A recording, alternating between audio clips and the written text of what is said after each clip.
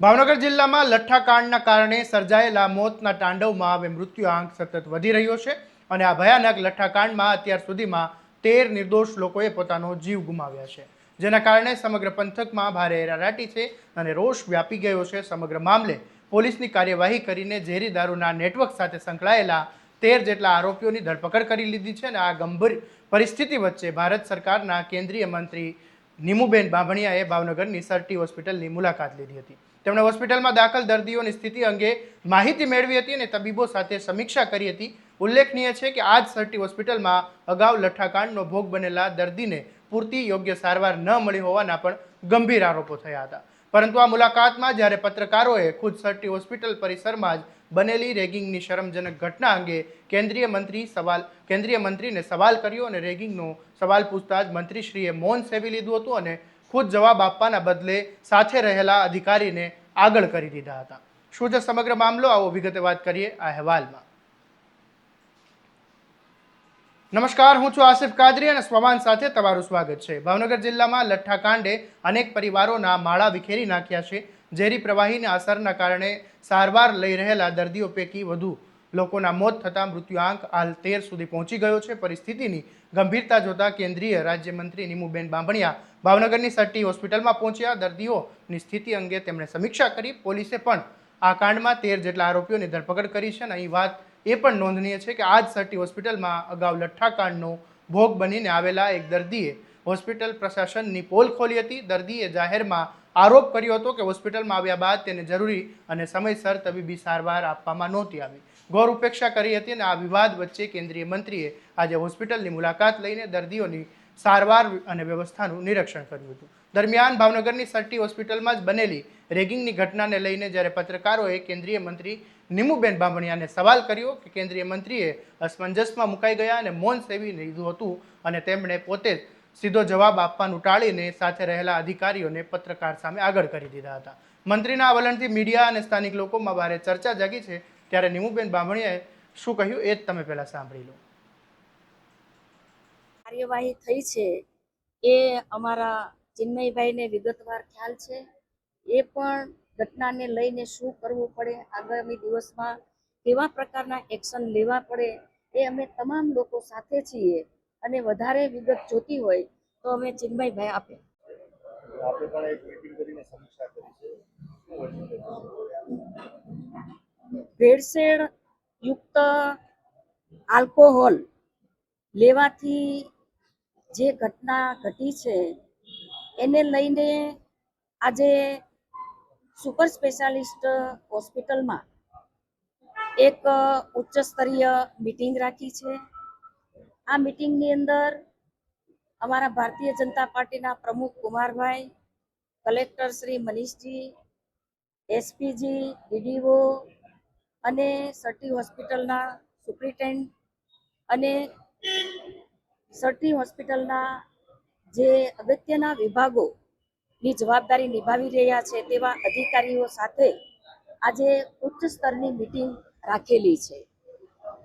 ઘટનાની માહિતી મેળવતા અત્યાર સુધી 44 જેટલા અસરગ્રસ્તો એડમિટ થયેલા, 29 ડિસ્ચાર્જ થયા છે અને 13 જેટલા અસરગ્રસ્તનું ડેથ થયું છે। બેની ટ્રીટમેન્ટ ચાલુ છે।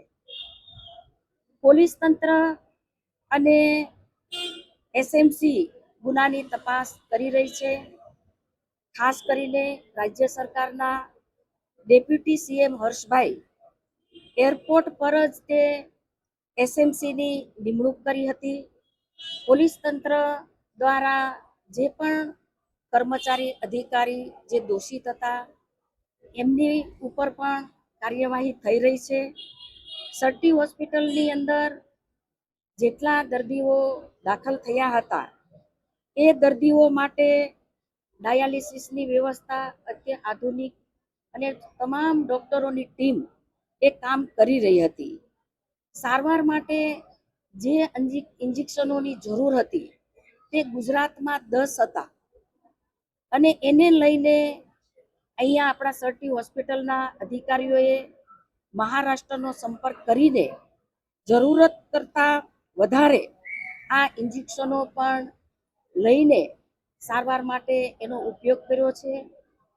ખૂબ સરસ પ્રકારની સારવાર ડૉક્ટરો અને કલેક્ટર, ડીડીઓ અને એસપી આમ ત્રણેયના સંકલન દ્વારા દર્દીઓને વધુ સારી સારવાર મળે તે પ્રકારે સમગ્ર ટીમે કામ કર્યું છે.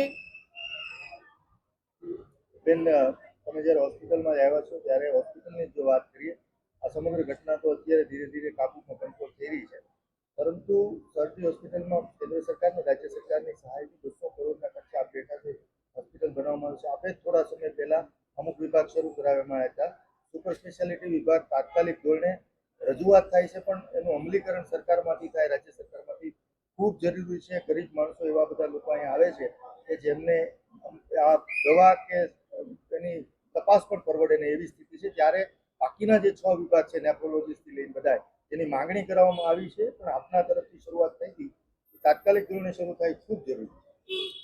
સુપર સ્પેશિયાલિસ્ટ હોસ્પિટલની અંદર અનેક આધુનિક મશીનો અને દર્દીઓને સારવાર આપે એવા પ્રકારની ફેસિલિટી આપે છે. ડાયાલિસિસની ફેસિલિટી ખૂબ સરસ છે. ઓપીડી પણ દરરોજની લગભગ 1000 કરતાં પણ વધારે એ આ દવાખાનાની અંદર સારવાર લઈ રહ્યા છે. ઘટના જ્યારે બની ત્યારે આપણી પાસે એક નેફ્રોલોજીસ્ટ હતા. અમદાવાદથી તાત્કાલિક બીજા નેફ્રોલોજીસ્ટ પણ આપણે બોલાવી લીધા છે અને આ હોસ્પિટલની અંદર જે પણ જરૂરિયાત હશે એ ચોક્કસ અમે લોકો સમયાંતરે મીટિંગ કરીને સતત મોનિટરિંગ કરીને અને સારામાં સારી સુવિધા ગરીબ દર્દીઓને મળે એ પ્રકારે આજે અહીંયા મીટિંગની અંદર પણ ચર્ચા થઈ છે. ઘટતું જે પણ ઘટતું છે એ તાત્કાલિક આપણને મળે એ પ્રકારે રાજ્ય સરકાર, કેન્દ્ર સરકાર એના માટે ચિંતા કરી અને તાત્કાલિક એ પૂરું કરવાનો પ્રયત્ન કરશે. વાત કરીએ તો એક માતા અને નવજાત શિશુનું મોત થયું છે. તેના પરિવારે મૃત્યુ સ્વીકારવાનો ઇનકાર કર્યો છે. હોસ્પિટલ ખાતે છેલ્લા 4 દિવસથી કોઈ કાર્યવાહી નથી કરવામાં આવતી. શા? આજે અહીંયા મીટિંગ જ્યારે રાખી ત્યારે વાત જાણવા મળી છે. માતા અને નવજાત શિશુનું મૃત્યુ થયું એ વાતની જાણ થતાં એમની પાસે યોગ્ય કાર્યવાહી થાય એના માટે આદેશ અને સૂચના પણ મેં આપી દીધી છે. તમારી સૂચના બાદ આ વાત છે તો અત્યાર સુધી કેમ તંત્ર દ્વારા કઈ કરવામાં ન આવ્યું? 4 દિવસથી હેરાન થાય. એમની એક સિસ્ટમ હોય છે, એ સિસ્ટમ પૂરી થાય પછી જે પણ કાર્યવાહી કેસની કરવાની હોય એ ચોક્કસ કરશે. બેન, ઓર્થોપેડિક વિભાગ છે તે પોતે જ સડી ગયો છે. ઇમ્પ્લાન્ટ છે તેની અછત છે બેન. હજુ પણ જો ઓર્થોપેડિકના ઓપરેશન કરવાનો હોય તો 6 થી 7 દિવસનું વેઇટિંગ લિસ્ટ ચાલી રહ્યું છે બેન. તમારા જ લોકો છે, આપના દ્વારા સૂચના આપવામાં આવે તો લોકોની સુવિધામાં બેન વધારો થઈ શકે. સરટી હોસ્પિટલમાં સરટી હોસ્પિટલની અંદર કેટલી ઓપીડી છે, કેટલા ઓર્થોપેડિક વિભાગની અંદર કેટલા દર્દીઓ આવી રહ્યા છે, કેટલા ડાયાલિસિસ થઈ રહ્યા છે, એની વિગતવાર આપણા સુપ્રિન્ટેન્ડન્ટ એ માહિતી આપશે અને જ્યાં પણ ઘટતું છે ત્યાં ચોક્કસ એ પૂરું કરવાનો અમારો પ્રયત્ન અને તાત્કાલિક થાય એવું અમે આદેશ બેન, કરીશું. અંતિમ સવાલ. ભાવનગરની મેડિકલ કોલેજમાં રેગિંગની ગંભીર ઘટના બની, પરંતુ બેન હજુ હું તમને ગંભીર વાત કહેવા જઈ રહ્યો છું બેન. સરટી હોસ્પિટલની સામે એક પ્રાઇવેટ હોસ્પિટલ આવ્યું છે. 6 થી 7 દિવસ પહેલા જેમની સાથે 13 ડોક્ટરો સાથે રેગિંગ થયું છે તેમને આ જ સરટી હોસ્પિટલના ઓર્થોપેડિક ડોક્ટરોએ ત્યાં બોલાવ્યા.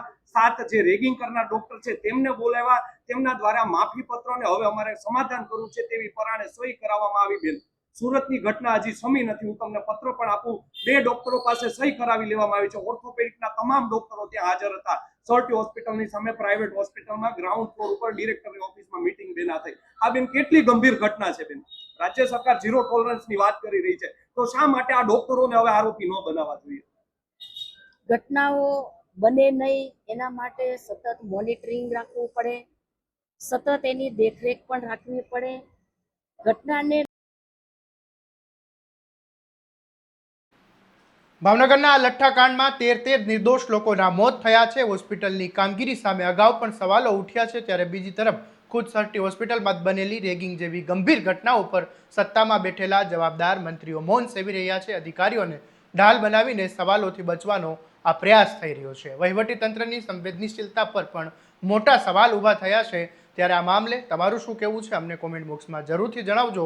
તમારા સ્વમાનની વાત કરતા સ્વમાનથી સબસ્ક્રાઇબ કરી દેજો અને આ વિડીયોને શેર કરવાનું ભૂલતા નહીં. નમસ્કાર.